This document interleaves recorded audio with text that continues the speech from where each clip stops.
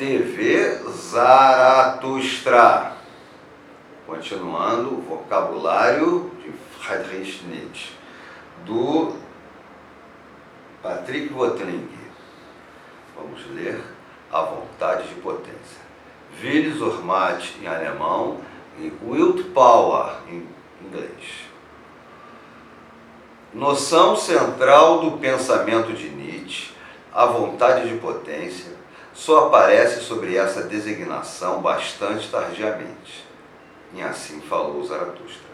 Considerando-se os textos publicados, precedido por algumas menções esparsas nos textos póstumos do fim dos anos 1870 e começo dos anos 1880, na época do Viajante e Sua Sombra, e de Aurora, essencialmente.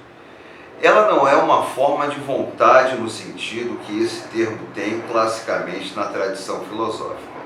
Vontade de potência tampouco significa o desejo de dominação, nem a aspiração ao poder. Essa leitura, feita pela psicologia empírica mais rasa, suporia uma clivagem entre o desejo, a aspiração e a vontade, por um lado, e seu objeto visado, por outro.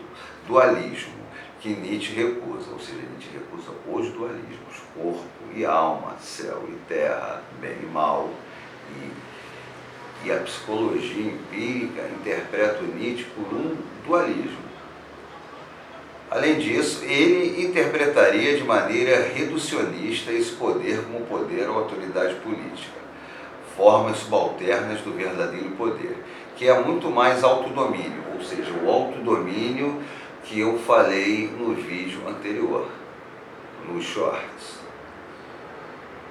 Por fim, ele indicaria genealogicamente o exato contrário do que pensa Nietzsche, a aspiração ao poder, que não se tem e não se é. Na verdade, traduz a seus olhos uma forma de fraqueza e de falta, ao passo que a fórmula da vontade de poder pretende significar a força superabundante. Dessa maneira, a vontade de poder não é busca de um atributo ou de um estado exterior em si, mas processo de intensificação do poder que se é. Por isso é que os dois termos extremos da perífrase devem ser lidos como um todo.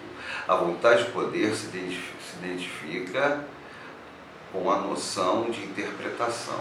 A ideia central é, portanto, a de um processo de domínio e de crescimento. A vontade de poder interpreta quando um órgão ganha forma. Trata-se de uma interpretação. A vontade de poder delimita, determina graus e disparidades de poder. As simples disparidades de poder não poderiam ser percebidas como tais. Tem de existir algo que queira crescer, que, com referência a seu valor, interprete qualquer outra coisa que queira crescer. Na verdade, a interpretação é ela mesma um meio de assenhorar-se de alguma coisa. O processo orgânico pressupõe o perpétuo interpretar. Isso é Nietzsche, Fragmentos Póstumos 12, 2, 148. Ou seja, a vida é um eterno interpretar. Interpretar para se organizar, interpretar para se organizar, aí reinterpretar. É esse o processo dinâmico. A vontade de poder é a forma primitiva do afeto. Todos os afetos são apenas desenvolvimento dela. No animal é possível deduzir todos os instintos de vontade de poder, assim como todas as funções da vida orgânica deveriam dessa forma única. Embora Nietzsche utilize bastante parcimoniosamente a fórmula vontade de poder em seus textos publicados, aplica a noção de maneira constante, graças a uma rede de metáforas e de imagens que se revezam para sublimar alternadamente este ou aquele aspecto desse processo interpretativo. Metáfora filológica, psicológica, gastroenterológica, neurológica ou ainda política, apenas para mencionar as principais.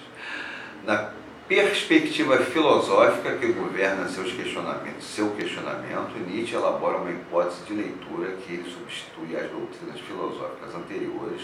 A realidade é interpretável como vontade de poder e nada mais. Essa construção é objeto de uma elaboração rigorosa, cujas etapas são apresentadas particularmente no aforisma 36 de Para Além do Bem e do Mal.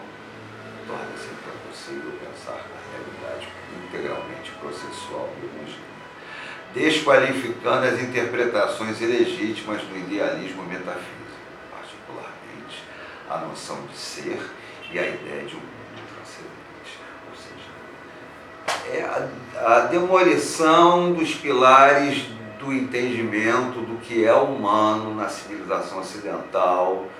Desde que Sócrates surge, começa uma cisão na cultura grega entre a cultura trágica e a cultura racional socrático-platônica e depois aristotélica.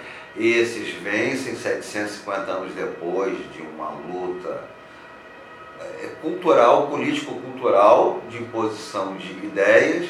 Tem muito Alexandre, que é aluno de Aristóteles, espalha essas ideias pelo mundo grego, leva até as fronteiras da Índia, e aí surge o cristianismo. Porque Cristo vivia em um lugar onde que essas ideias socrático-platônicas transitavam. A capital do pensamento helênico era Alexandria, dá para ir de Burrico até Jerusalém, Nazaré, nos lugares de Cristo. E, para mim, o cristianismo é um judaísmo repaginado pelas ideias socrático-platônicas que bebem no judaísmo, porque Sócrates vai ao Egito, estuda com sábios judeus e egípcios, absorve o Deus único, a moral dos judeus e dos egípcios, a vida após a morte. E aí, de Atenas, o conceito de verdade, essas coisas todas. Então, Nietzsche fala que o cristianismo é uma religião judaico-egípcio-ateniense. E o cristianismo vence, cria esse conceito de sujeito em cima de conceito de ser, de dois mundos, de dualidade, corpo e alma. E com o surgimento da burguesia, não lembro o filósofo que falou isso, que é a burguesia que vai expulsando o além da vida do humano. E aí começa essa crise, um homem apegado a valores que foram elaborados por uma religião, e essa religião implode.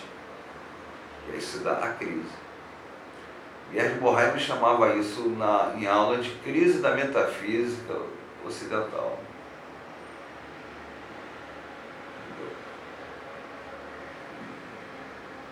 E a gente está nesse momento dessa crise. E o Nietzsche, o que ele faz? Ele sugere saídas para essa crise, exercícios psíquicos de fortalecimento e abandono de todas essas ideias dualistas. Ou seja, ele é um antiplatonista. Um antiplatônico. Então, o remédio para essa crise começaria com uma atitude antiplatônica em relação ao mundo. Essa é a Trilha Zaratustra. No YouTube, entre, curta, inscreva-se e compartilhe.